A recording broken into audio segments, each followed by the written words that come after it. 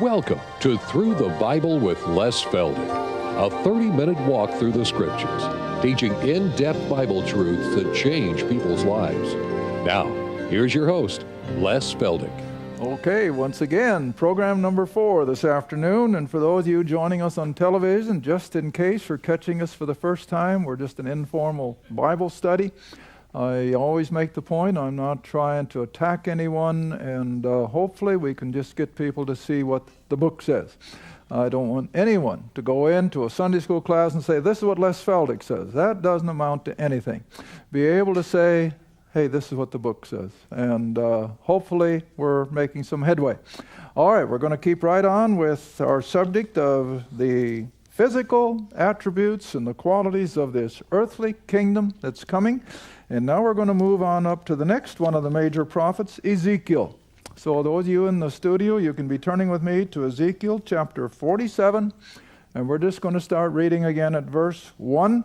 And again, I'm going to do like we've been doing all afternoon. We're going to do more reading than usual, but hopefully the Scripture can speak for itself if you understand what we're trying to show. That these are all promises given to the nation of Israel that's in their future. Sometime it's going to happen. All right, verse 1. Oh, that's right. My little wife is just reminding me. This is book number 74. We're in the middle 4 programs, and we're in the 4th program. That's what the formula is. Is that what you would call it?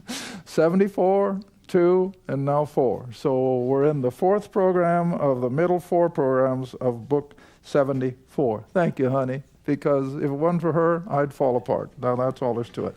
Okay, Ezekiel 47, verse 1. Afterward, he brought me again to the door of the house. And behold, the waters issued out from under the threshold of the house eastward, for the forefront of the house stood toward the house. Now he's speaking of this millennial building in Jerusalem. And it stood toward the east, and the waters came down from under the right side of the house at the south side of the altar. And then he brought me out of the way of the gate northward, and led me about the way without unto the outer gate by the way that looketh eastward, and behold, there ran out waters on the right side.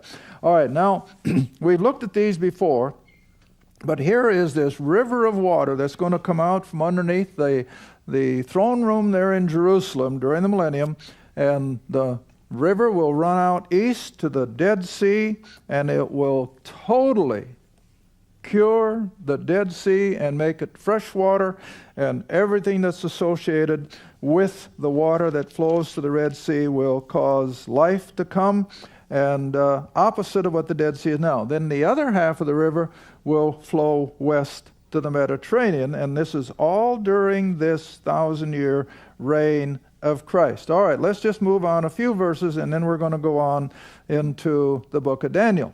All right, but verse 7, now when I had returned, behold, at the bank of the river were very many trees on one side and the other. And then verse 8, then he said unto me, now this I think is an angel speaking to Ezekiel. Then he said unto me, these waters issue out toward the east country. Now if you know Jerusalem, we can stand on Mount of Olives, and on a nice clear day, you can almost see the Dead Sea. So that's east about 18 or 20 miles, if I remember right, from Mount Olives in Jerusalem. All right, and so this is what he's talking about, that from under the sanctuary, this water or this river will flow east to the desert. Then verse 8, reading on, and on into the sea, that is into the Dead Sea, which being brought forth into the sea, that is into the Dead Sea, these waters are going to be so pure that they will purify the salty, mineralized waters of the Dead Sea. All right? Which being brought forth into the sea, the waters shall be healed. And it shall come to pass that everything that liveth, which moveth, whithersoever the river shall come, shall live. In other words, it's going to be a water of life, or it'll be a life-giving water. And there shall be a very great multitude of fish, because these waters shall be healed. Now, if you've been to the Dead Sea, many of you have, I'm sure, absolutely nothing lives in the Dead Sea. Nothing. because it is so saturated with salt and minerals. That's why you can't sink in it. You float. I'll never forget the time my dear little wife over here tried to swim in the Dead Sea, and it just flipped her upside down. She wasn't quite ready for it. But that's what it is. But this water from the mount in Jerusalem is going to totally change the Dead Sea to a fresh water sea. All right? And then verse 10. And it shall come to pass. See, it has never happened yet, but it's going to, that the fishermen, shall stand upon it from En-gedi even unto En-eglaim. There shall be a place to spread forth their nets. Now, someone just asked me at break time, are we going to eat meat in the millennium? That is, if we're there. I'm still not sure whether church-age people are going to be in the millennium as not, because after all, we're so separated from Israel in so many ways. I'm not putting us automatically in the millennium. But anyhow, are the citizens of the millennium, the humans, the people who have come in at the front end, Israel as well as Gentile, are they going to eat beef? I don't think so, because there'd be no death and you'd have to kill them, didn't you? So here's what made me think of it. What was my answer? We'll probably eat fish. It'll probably be the main diet, because the fishermen are going to stand on the shores of the Dead Sea now made fresh, and so we know they're going to eat fish. They're not going to catch them just for the nothing. Okay, so they're going to spread forth their nets, verse 10 again. Their fish shall be according to their kinds, as the fish of the great sea, the Mediterranean. In other words, every species of fish that is now in the Mediterranean will also be in the Dead Sea. Now that seems unbelievable, but the Scripture promises it. All right. Then verse 11, there will be places that will be left as it is, given to salt. And then verse 12, and by the river upon the bank thereof, on this side and on that, shall grow all trees for what? Food. See? Whose leaf shall not fade, neither shall the fruit thereof be consumed. It shall bring forth new fruit according to the months, because their waters they issued out of the sanctuary, and the fruit thereof shall be for food, and the leaf thereof for medicine. Now that doesn't mean to cure disease, but it's therapeutic, to maintain good health. Well, those are all just statements concerning this glorious earthly kingdom. Now, let's jump over to Daniel chapter 2. Daniel chapter 2. Now this is the fourth major prophet that also speaks of this glorious earthly kingdom. Daniel chapter 2. Verse 44. And then remember, in Daniel's previous verses, he has seen the image of Nebuchadnezzar's dream, which was prophetic of all the Gentile empires that would be coming up through history from 600 BC, as we had it on there on the board. And again, remember that Daniel writes now from this exile to Babylon, 600 BC. All right, so from Daniel's time on, all these Gentile empires will be holding forth and will be occupying and controlling the city of Jerusalem. First the Babylonians, then the Mede and Persians, and then the Greeks, and then the Romans. All right, and so that takes us on up past then the time of Christ until the Roman Empire disappears. Now again, just for a quick review, remember that this is the only timeline that the Old Testament and the four Gospels, the first 8 chapters of Acts, and then the little epistles at the end of our Bible, including Revelation. This is the only timeline they understand, because this doesn't appear until Stephen is martyred, and we'll see that in our next taping. And when Stephen is martyred, as I just talked to somebody at break time, who are we introduced to? Saul of Tarsus. And what does that mean? A whole change of modus operandi. Instead of Christ and the 12 holding forth, all based on these prophecies that we've been looking at all afternoon, all of a sudden all this is put on hold, and we go into something totally different. that no other portion of Scripture has any knowledge of. And that's why it's referred to over and over as a secret held in the mind of God until he revealed it to the Apostle Paul. And so that's why I've become more Pauline with every day that I get older, because if Paul doesn't teach it, then you have to be careful, because he alone is the apostle of the Gentiles. And that turns people off. Tough luck. You better accept it, because that's the way it is. And if Old Testament promises agree with some of the things that Paul gives, great. But if they don't, then they're not valid, because he alone is the apostle of the Gentiles. But we're still dealing with the Old Testament. So back here to Daniel again. Verse 44, in the days of those kings, that is, starting with Nebuchadnezzar and those other four great empires leading up to the time of Christ's earthly ministry. All right, in the days of these kings shall the God of heaven set up a kingdom. In other words, after all these Gentile empires have come and gone, and the tribulation unfolds. Now remember, there's nothing in here of the church age. Keep that out of your thinking. This is all part of the prophetic scriptures, that after all these empires have come and gone, the tribulation is past, then shall God of heaven set up a kingdom, which shall never be destroyed. And I always maintain that the 1,000-year millennium will slip right on into the eternal somehow or other. I can't explain it, but evidently it's going to go on into eternity. It shall never be destroyed. The kingdom shall not be left to other people, but it shall break in pieces and consume all these kingdoms, and it shall stand forever. Why? For as much as thou sawest, now remember, this is God speaking through Daniel, and Daniel is in turn interpreting Nebuchadnezzar's dream. For as much as thou sawest that the stone was cut out of the mountain without hands. So it's a reference to Christ's second coming. The stone cut out without hands, and that it broke in pieces the iron, the brass, the clay, the silver, and the gold.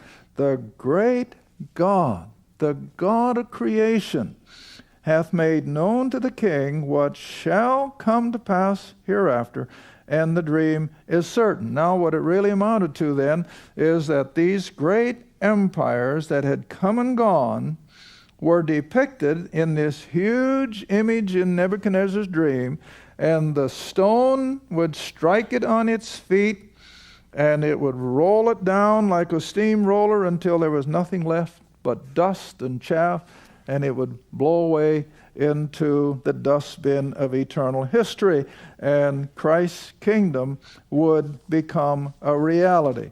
Well, now let's just move on over in the book of Daniel as yet to chapter 7. And now instead of interpreting a dream of someone else, Daniel has his own. He has his own vision in chapter 7.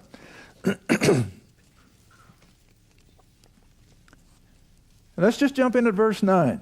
He sees the same series of empires, only he sees them as carnivorous beasts of prey, but he still sees the Babylonian, the Medes, and the Greeks, and the Romans, and how they would occupy Jerusalem over various periods of time. All right, but now you come up to verse 9. In his vision, in his dream, I beheld till the thrones of these Gentile empires were cast down, and the Ancient of Days did sit, and I feel that's a reference to God the Father, who is on the throne, whose garment was white as snow, and the hair of his head like the pure wool. His throne was like a fiery flame, and his wheels as burning fire.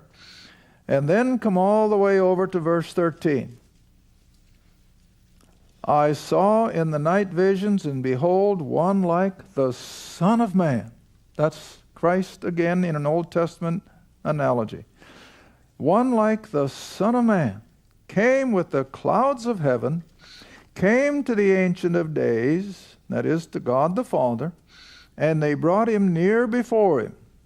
Now, anytime I teach verse 13, I can't help it, even though we've done it not too long ago, come all the way with me up to Revelation chapter 5, because it's a perfect parallel. Now to Revelation chapter 5.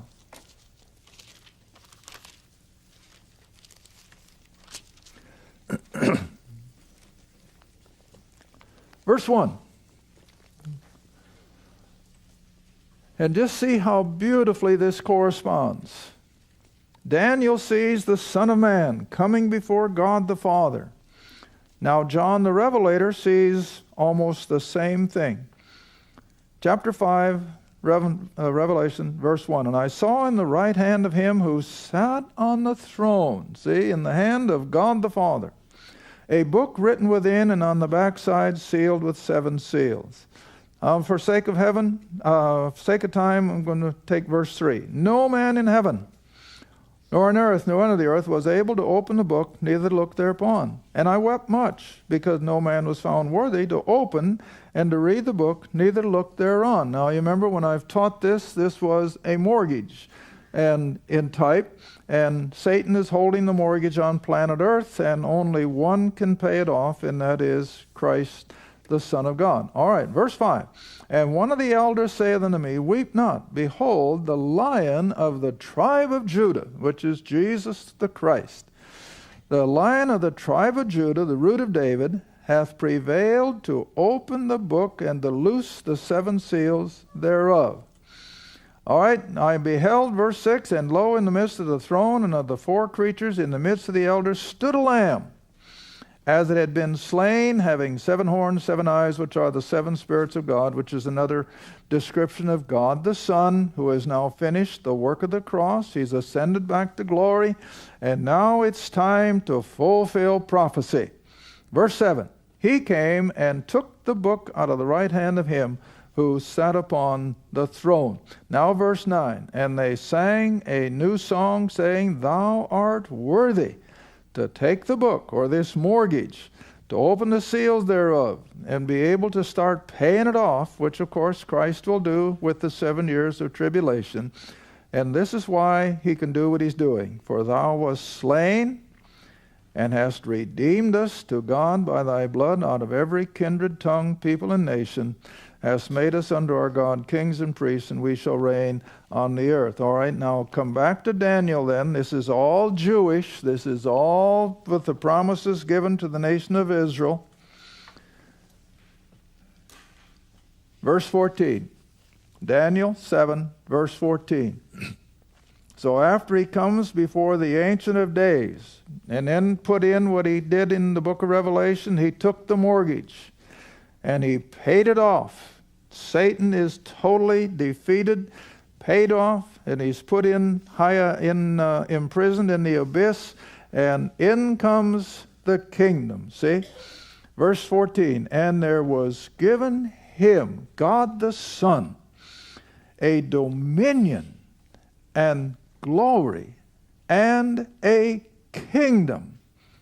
And in this kingdom all people and nations and languages shall serve him. His dominion is an everlasting. Here again, see, it makes it sound that this kingdom is going to go beyond 1,000 years. This dominion is an everlasting dominion which shall not pass away, and his kingdom that which shall not be destroyed. And it's a visible, earthly, political, monarchy, benevolent kingdom. Animal kingdom. Humans, children, babies, adults. No death, no suffering, no sickness. It's going to be heaven on earth. Why is that so hard to comprehend? Well, let's look some more. Hosea. I think Hosea follows Daniel, doesn't it, honey? Hosea chapter 3. I want to go to chapter 4. Hosea chapter 4. I might as well start at verse 1. Oh, goodness, the time's just about gone again. Hosea chapter 4, verse 1. Hear the word of the Lord, ye children of Israel. Now, is there any doubt who is this written to? This has nothing to do with us Gentiles. This is God dealing with Israel. The Lord hath a controversy with the inhabitants of the land, because there is no truth, nor mercy, nor knowledge of God in the land. By swearing and lying and killing and stealing and committing adultery, they break out, and blood toucheth blood. Therefore shall the land mourn, and every one that dwelleth therein shall languish. With the beasts of the field, the fowl of the heaven, the fish of the sea also shall be taken away. Let no man strive nor reprove another, for thy people are as they that strive with the priest. Therefore shalt thou fall in the day, and the prophet also shall fall. All right, now then, drop into verse 6. My people are destroyed for lack of knowledge. Because thou hast rejected knowledge, I will also reject thee, that thou shalt be no more priest to me, seeing thou hast forgotten the law of thy God. I will also forget thy children. All right, now we're come all the way down, and I want to bring you over to the chapter where, I was thinking chapter 10. Come all the way over to Hosea now, chapter 10. Now again, we've backed up a little bit into Israel's time of chastisement and wrath, but here comes their final blessing. Hosea, now chapter 10. Drop in at verse 12. Sow to yourselves in righteousness, reap in mercy, break up your fallow ground. In other words, it's been out of production. For it is time to seek the Lord till he come and rain righteousness upon you. You have plowed wickedness, you have reaped iniquity. You have eaten the fruit of lies, because thou didst trust in thy way. In other words, their human understanding. In the multitude of thy mighty men, therefore shall a tumult arise among thy people, and all thy fortresses shall be spoiled. As Shalman spoiled Beth Arbel in the day of battle, the mother was dashed in pieces among her children, so shall Bethel do unto you because of your great wickedness. In a morning shall the king of Israel utterly be cut off. But now we come all the way down to the ultimate blessing in chapter 13, verse 9. Remember, all the way through the prophets, it was chastisement and blessing. Chastisement followed with blessing. And here comes the final, the setting up of this glorious kingdom. Verse 9, chapter 13. O Israel, thou hast destroyed thyself. In other words, because of their unbelief. But in me, the Lord is speaking, in me is thine help. I will be thy what? King. See? All the way through Scripture, we've got this coming king ruling over this glorious earthly kingdom. O Israel, I will be thy king. Where is any other that may save thee in all thy cities, and thy judges, of whom thou sayest, give me a king? I gave thee a king in mine anger, and took him away in wrath. Then come down to verse 14. I will ransom them from the power of the grave. I will redeem them from death. O death, I will be thy plagues. O grave, I will be thy destruction. Repentance shall be hid from mine eyes. Though he be fruitful among his brethren, an east wind shall come, the wind of the Lord shall come up from the wilderness, and his spring shall become dry, his fountain shall be dried up. Samaria shall become desolate, for she hath rebelled against her God. Now verse 1 of chapter 14. O Israel, return unto the Lord thy God, for thou hast fallen by thine iniquity. And let me see. I guess I got no more good stuff in Hosea. Let's move on to Zephaniah. Zephaniah if I can find it, after Habakkuk. Zephaniah chapter 3.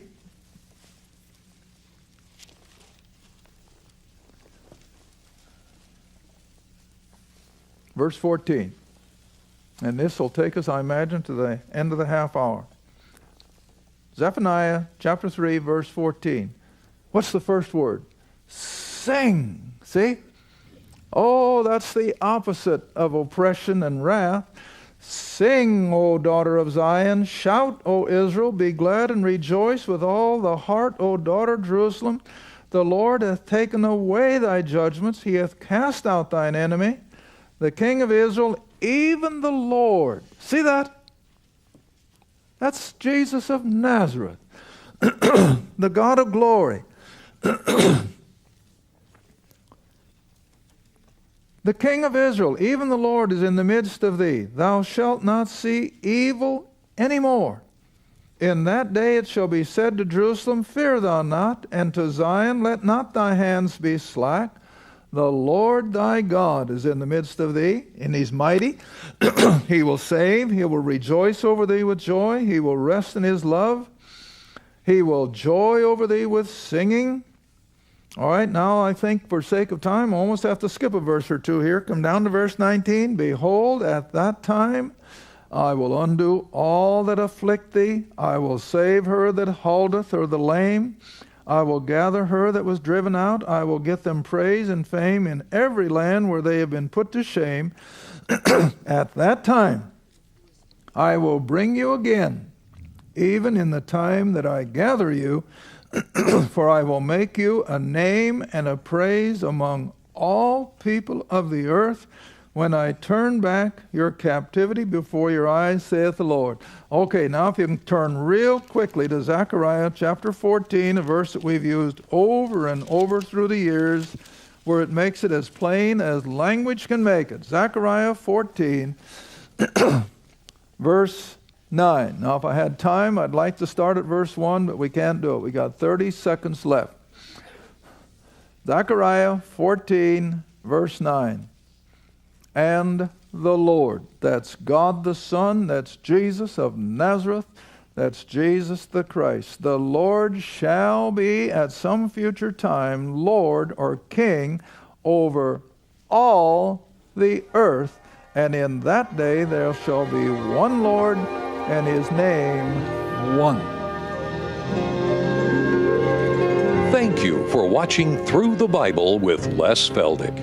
Through the Bible is a partner-supported ministry. If this program has been a help to your study of the Scriptures and you'd like to see others enjoy the teaching, your support would be greatly appreciated. Write to us at Les Feldick Ministries, 30706 West Lona Valley Road, Kinta, Oklahoma, 74552. Or call 1-800-369-7856. Remember, all programs are available in printed form, audio cassette, and videotape. Be sure to tune in next time to Through the Bible with Les Feldick.